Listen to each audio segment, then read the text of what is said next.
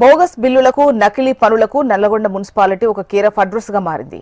అధికారులు రీటెండర్ల పేరుతో ప్రజాధనాన్ని దోచుకునే పనిలో పడ్డారని ప్రజలు చర్చించుకుంటున్నారు. ఇంతకీ అసలు విషయం ఏంటి? ఈ కుట్రలో భాగస్వామ్యులు ఎవరు అనే దానిపై పెద్ద సందిగ్ధత నెలకొంది. నిజానిజాలు తెలుసుకోవడానికి అధికారులు పాల్పడుతున్న అవినీతి అరాచకాలపై హెచ్ఎంటీవీ ప్రత్యేక కథనం.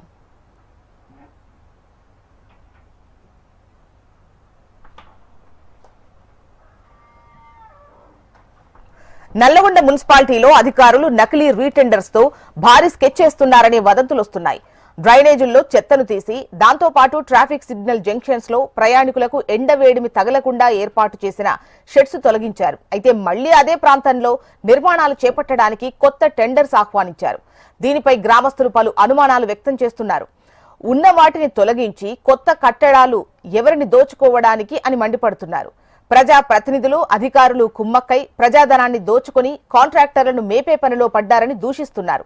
దీనిపై ఉన్నతాధికారులు సమగ్ర విచారణ చేపట్టాలని కోరుతున్నారు. లేదంటే ఆందోళన చేపడతామంటున్నారు ప్రజలు.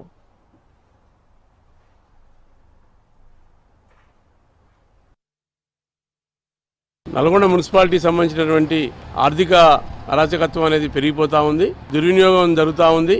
టెండర్లను రీటెండర్లుగా మారుస్తూ నిధులు పెంచుకుంటూ తను లాభాపేక్ష జరుగుతూ ఉన్న పరిస్థితి దోపిడీకి గురవుతుంది. ప్రజాధనం దుర్వినియోగం అవుతుంది. ఉదాహరణ చూస్తే మోరీలకు సంబంధించినటువంటిది కట్టే దగ్గర డ్రైనేజీ సంబంధించిన దాంట్లో పెంచారు. అదేవిధంగా ఈ నీడ కోసం ఎండాకాలం నీడ కోసం కట్టినవి కూడా అవి నాణ్యత లేదనే పేరుతోటి మళ్ళీ రీటెండర్ వేసి చేస్తున్న పరిస్థితి ఉంది. ఇట్లా చూస్తే నల్గొండ మున్సిపాలిటీలో ఆదాయాన్ని దుర్వినియోగం చేస్తూ కాంట్రాక్టర్లకు మేపే పరిస్థితి ఉంది. దాంట్లో అధికార పార్టీ ప్రధానమైనటువంటి పాత్ర వహిస్తున్న పరిస్థితి ఉంది. కాబట్టి ప్రభుత్వం దాన్ని పరిశీలించాలి. అధికారులు దాన్ని పరిశీలించి వాస్తవ పరిస్థితి ఏంటి, అక్కడ జరుగుతున్న లోపం ఏందో కూడా పరిశీలించాలి. లేకుండా ఇట్లా ప్రజాధనాన్ని దుర్వినియోగం చేస్తే మాత్రం ప్రజల నుంచి తీవ్రమైనటువంటి పోరాట రూపం వస్తుంది.